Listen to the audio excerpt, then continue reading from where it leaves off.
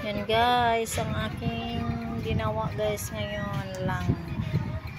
Yan guys, ang aking pichi-pichi lumber yan. Yummy yummy yan guys. Ang aking pichi-pichi. Yan. Namimiss ko kasi yung aking luto guys, kaya gumawa ulit ako ng pichi-pichi. Ayan guys, kain tayo mga careers. Madali lang gawin yan guys. Ilalagay ko yan sa akin YouTube channel guys, yung ano yan, kung paano ginawa guys. Ayan guys, kain tayo guys. Ayan, yummy yummy ang aking pichi-pichi. Thank you for watching sa mga bagong followers ko dyan guys.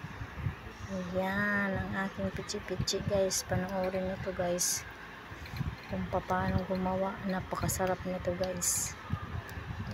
Ayan, pero hindi ko yung tinamisan kasi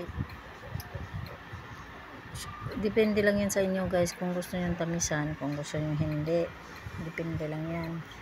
Kasi paggawa niyan, ako hindi ko tinatamisan yan guys kasi may diabetes po ako, kaya hindi ko siya tinamisan. Kaya nga ako na lang ang sariling gumawa kasi yung mga nagbibinta matamis sobra, kaya ako gumawa ako ng sarili kong version, ganyan.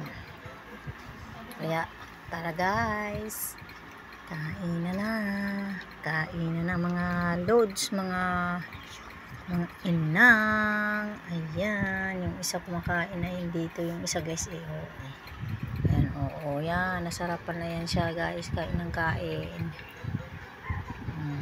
Ayan, oo, yan nasarapan yan sa mga luto ko masarap daw Thank you for watching, follow pa more.